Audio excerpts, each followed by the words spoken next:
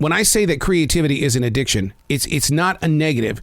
It's clearing the heart to understand that there could be something that is indifferent within. And understanding what that indifference is helps you take creativity and plant it in a forest where you're going to have fruit, where you're going to have a harvest. But if you ignore your creativity, you know what it does to you.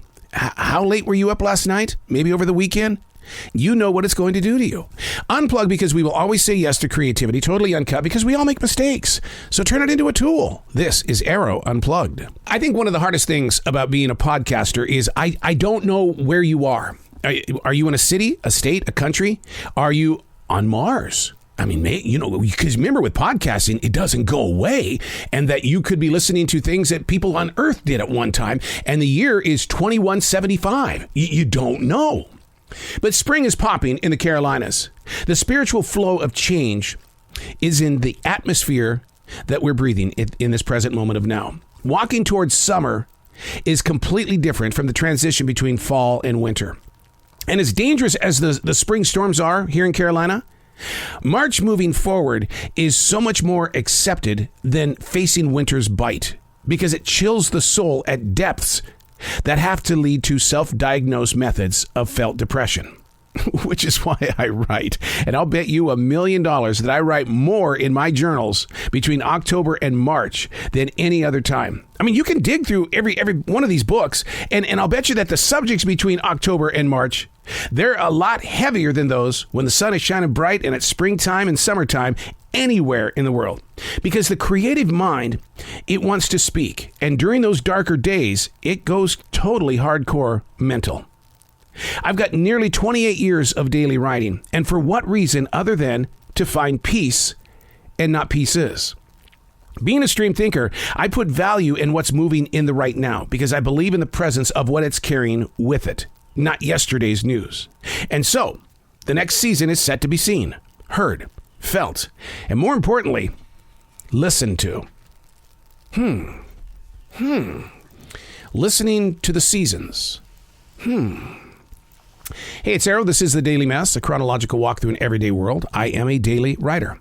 Listening to the seasons is a thought that you could probably do 5 or 6 pages on. You could post it in your blogs. You could talk about it on your podcast.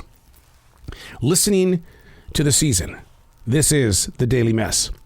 You know what? There is some good news today, and I'm choosing to believe it.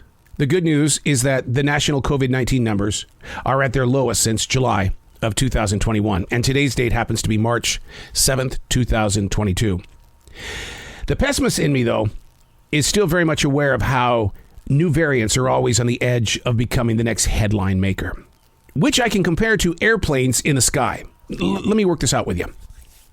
Since September 11th, 2001, every time I see any airplane in the sky, I am still shell-shocked to believe that it's flying too low and it's got to be heading toward a building. That's how watching those videos for nearly 21 years still injures my soul.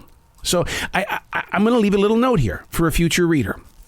Dear future reader, this page doesn't properly represent the COVID-19 journey. I really do invite you to go back into all of the writing while teaming it up with the podcasts. Both have served as my places of mental recovery. And even that feels like it barely scratches what's really, really deep. I'm still wearing a mask. In a non-mandate world, I'll gain the confidence while always wondering if it's going to fire back again.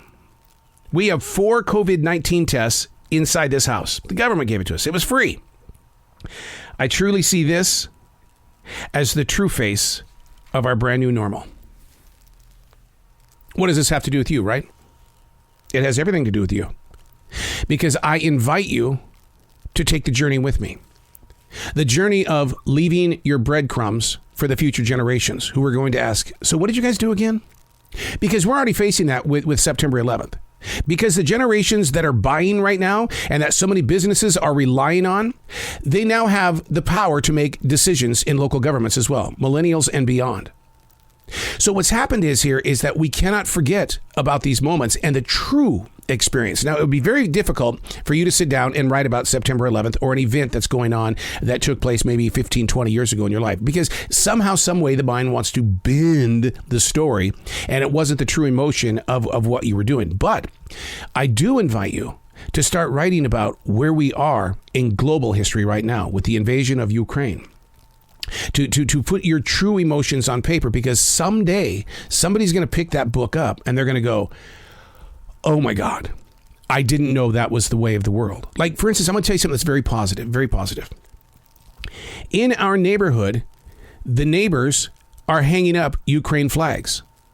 It's unity for another country. It's saying, hey, look, we are very much aware of the world, but we're not at each other. We're going to work together. We're going to equally love and equally find peace. The other night at Bank of America Stadium, it was our very first professional soccer game. Well, the microphone went out while they were singing the national anthem. You got to go see the post. Then 74,000 people in one place, no matter what country you were from, sang the national anthem while the microphone was out. You don't think that there's unity? No, I think the media doesn't want to showcase that there's unity. So I want you to take a writing instrument and just jot down notes. Because one day, your grandchildren's grandchildren are going to go, what? Pandemic? No, something like that won't happen. No way. That stuff is for fairy tale books. What were they drinking? Harry Potter juice? Come on. I'm Arroe, and that's the Daily Mess.